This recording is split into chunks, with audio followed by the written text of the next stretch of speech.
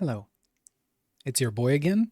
We're here to discuss another key important component for my UI for today. Strap in. As per usual, if you're just interested in seeing how this stuff works, you can just check out the album that I'm going to make with screenshots of my settings. Today we're going to be talking about tidy plates plus Platebuffs. This is a nameplate add-on. If you don't know what nameplates are, those are nameplates. All of these things are nameplates. I'm going to be joined by my lovely assistant here, Mandalore, who for some reason has been whacking training dummy for the past 20 minutes, and I don't understand why. But we're going to let him do his thing. It's a free server, right? No problems. He can do his stuff. It's fine. So this is a super important add-on because this is going to tell you what you can target. Usually when you click on something, you can see their unit frame, which is the yellow bar here next to my health bar. This is what we call a unit frame. The thin bar that you see on top, that is basically the name plate. And we can do a couple of things with it. So you install the add-on, you go to interface, you go from here to tidy plates. First thing that you notice is there's going to be two separate categories. If you want it to look like mine, you're going to go with neon. Neon just changes the texture. You have this nice thin line that you see here. And there's two primary themes. You can be damage or tank. Technically speaking, these do not matter.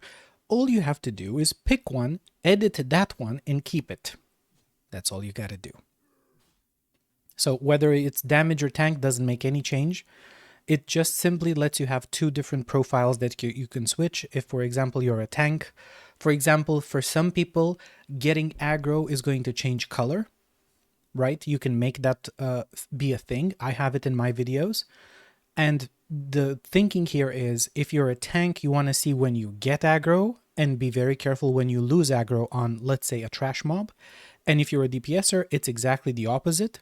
For me, it doesn't make any sense. I personally have the same colors and same automation, whether I'm playing tank or playing DPS. When you go here to automation, you can have it only show during combat, hide when in combat ends, hide when combat starts, show when combat ends. This third option, you would say, what is this for? It could be, for example, for healers during BGs or something, where you just want to focus on health bars. You also would have a raid interface for that, but maybe seeing these numbers pop up for friendly targets is something.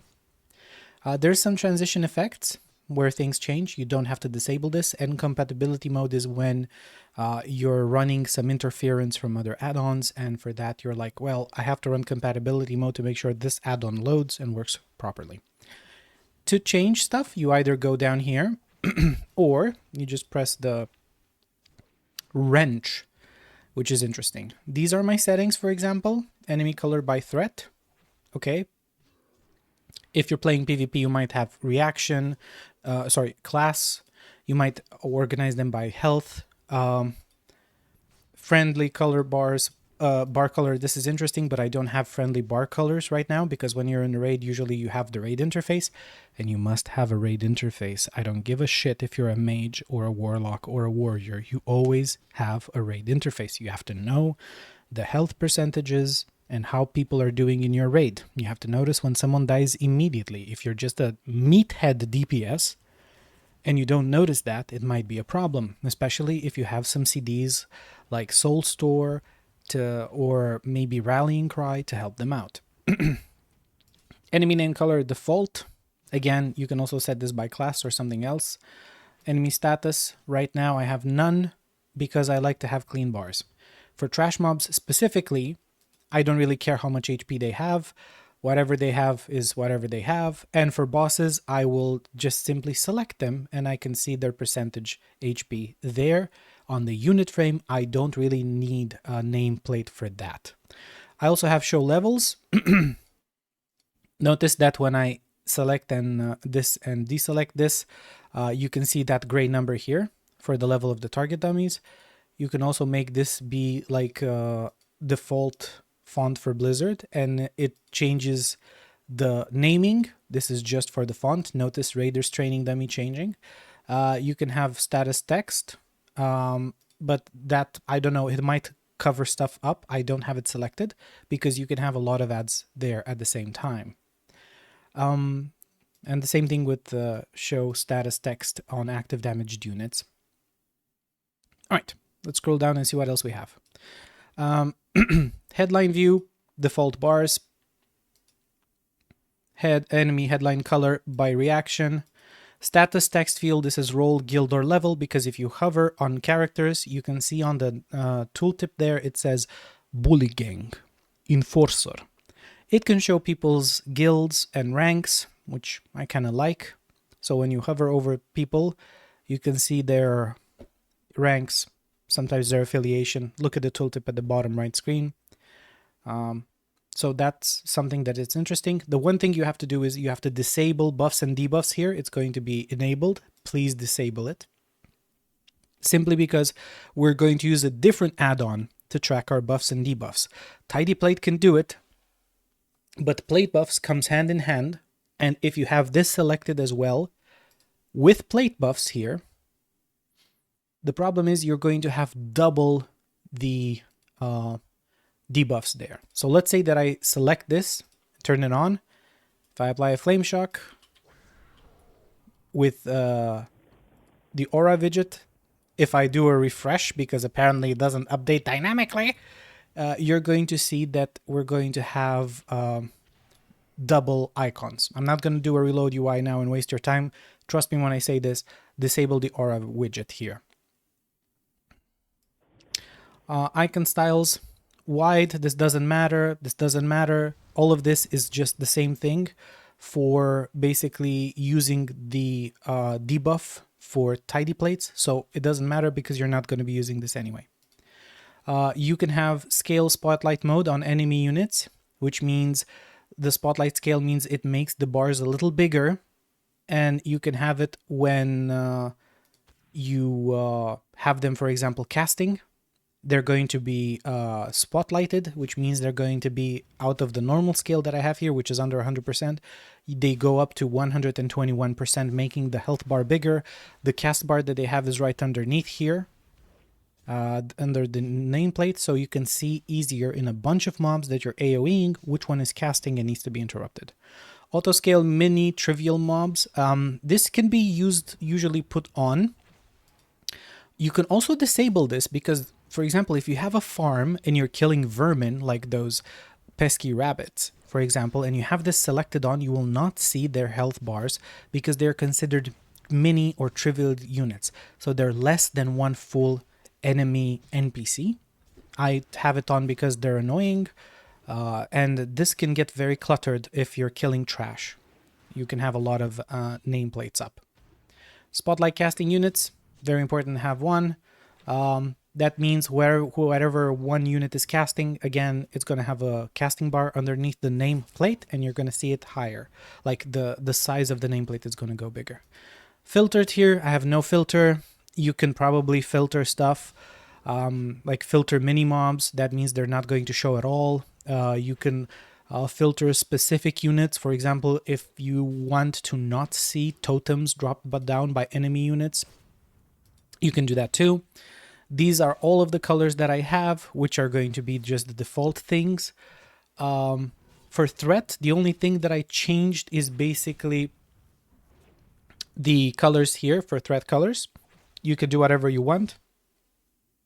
That part is fine. Whatever color screams to you. If you're a DPS and you get aggro, make sure it's a very big, vibrant color. If you are targeting something and damaging it as a DPS and you don't have aggro on it, make sure it's a nice, relaxing color. So basically pick two different colors so you can see when you gain aggro from a mob and it starts attacking you, or when you're safe and the tank has all of the aggro. If you're a tank, the same thing, just make sure that the colors are very, very visible. This, I don't use health thresholds, by the way. My unit frames do not change color. I don't like when that happens. I don't have friendly cast bars because I am only interested in enemy casts. I don't care if friendly units cast. If you're in an encounter where, I don't know, there's NPCs that cast stuff on you, like heals or whatever, like some of the quests in Pandaria, you can have that on, but come on, let's be serious. This is a raiding tool. This is not a leveling tool. All right. This is what the settings I have for other widgets, like class art or something. It's good.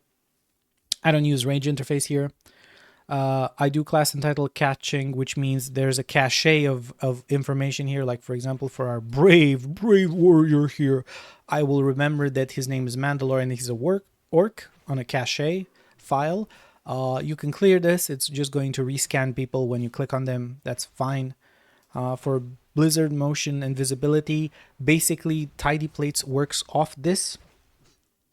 So whatever default setting you have for nameplates and names, specifically from Blizzard, it's going to affect Tidy Plates. So for example, I don't have totems for enemy units. You might turn this on, for example, if you're doing TOT Heroic. During the Horidon fight, for example, there's a couple of Amani and I think Zandalari trolls that put down totems. And if you're really blind and you don't see them and you walk into them and die, you might turn this on. So when they're down, you might be like, oh, look, there's a totem casting something, and I can see the health bar and the name of it because I have totem selected under enemy units. All right, let's go to plate buffs, which is the second half. You just press enable. You don't screw with this thing. It's just whatever I have here, you use it. Show buffs, I have only mine. You can also have mine plus spell list, for example, but I prefer only mine. When should you use, for example, mine plus spell list is, for example, if you're playing in a raid and you're like a caster DPS and you want to make sure that you have Curse of Elements from your warlock. Or if you're playing a melee class like a DK and you want to make sure that the warrior in your raid also applied Sunder Armor, then you can select mine plus spell list and add Sunder Armor, Curse of Elements, or other equivalent spells that do the same thing to that list. For me, I don't really care because we are a farming heroic guild, not to brag, and that means technically we always have these debuffs up, and I prefer to have a separate weak aura for when one of them is missing instead of relying on plate buffs itself. I picked Oswald here as the name. Some people might prefer a different thing. Whatever you do, please, I beg of you guys, don't use homespun. This is the shittiest font in the galaxy. Please, whatever you do, do not use homespun. It's the default setting. It's a shitty, blocky, edgy font that doesn't work. It makes text way too big. I picked Oswald because it has these nice, tall, thin letters, which means it can fit more text in a smaller frame. You can already see what this thing looked like because there it is. There's my flame shock. And if I also press this button, you're going to see this goddamn debuff that I keep trying to exclude, which is happening because of Earth Shock. It's called Weakened Blows, which means I reduce enemy physical damage done by 10%. Notice that I can still have the debuffs up even if I don't select the target dummy. I can select something else and still have it up. So this is a good thing. And now on to the bad thing. Notice that most of my spells have 40 yards range. This is absolutely normal. So it's 40 yards for Lava Burst, 40 yards for Chain Lightning, 40 yards for Lightning Bolt, 40 yards for Flame Shock. Everything is 40 yards, right? The problem is that this interface, the plate buffs, has a hard cap because of the coding of MoP, which is, if you go too far, things start disappearing. So I still had, for example, Flame Shock on this target, but if I go too far, it's just not going to show up. If I come back in, it's not going to show up. I have to select it or hover it, and then it's going to show back up. Basically, the plate buffs range is smaller than your cast range, which is very, very, very, very, very annoying, but it is a hard limitation on the engine of MoP. There's nothing you can do about it. I'm going to do the same thing, going out, nothing. I have to select things, for these flame shocks to be visible again. This is pretty annoying, but this is a limitation that you're gonna have to work with. Man, I proc a lot of lava bolts. It's pretty good. Okay, that's about it for today. This is another one of those very easy, very quick buffs that I have. And yeah, some other things for plate buffs, because it's so customizable. It's basically a library. That's why it says lib here. This is what I have, for example, for settings. So it can show players, NPCs. That's fine. I'm not deselecting players, because you would have to turn on friendly nameplates to be able to see, for example, the nameplates for players. Let's see if I remember how to do that. No.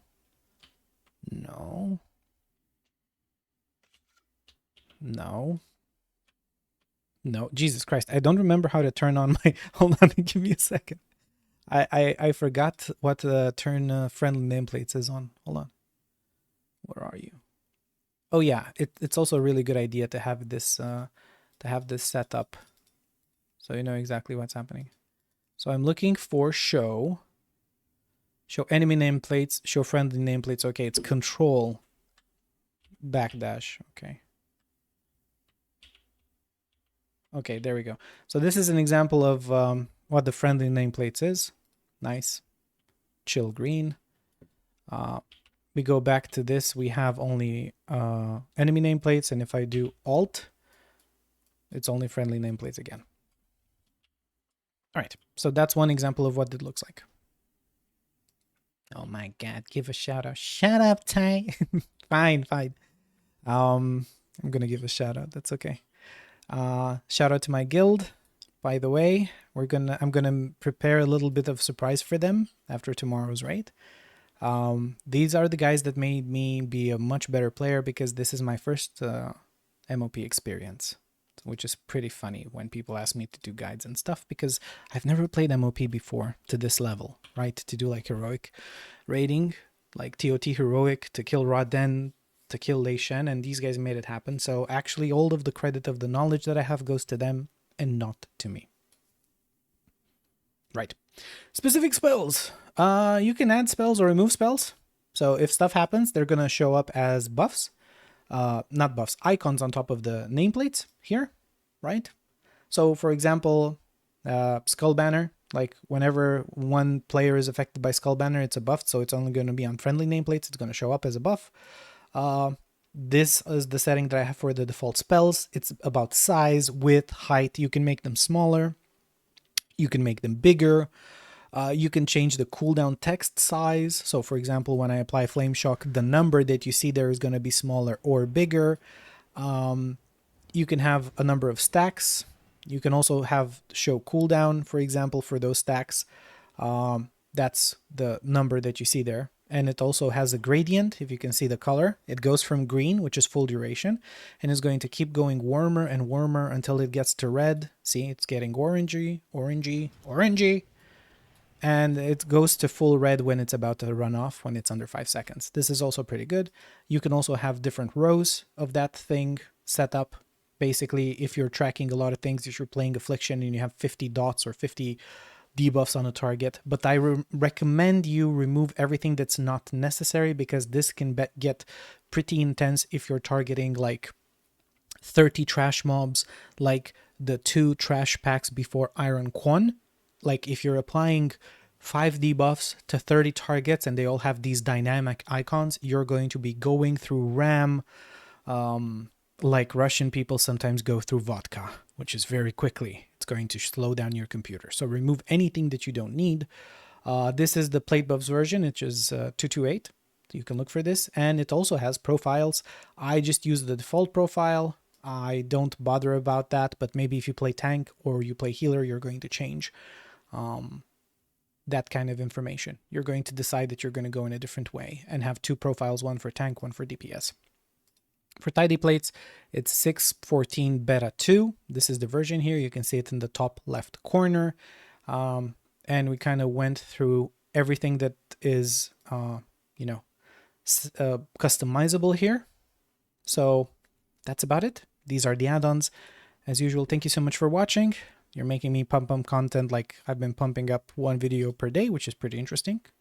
And I wanted to do the small things before we go into the really big shit, which is going to be ElvUI, which is going to take me an hour and a half to explain how to set up exactly like I have it set up.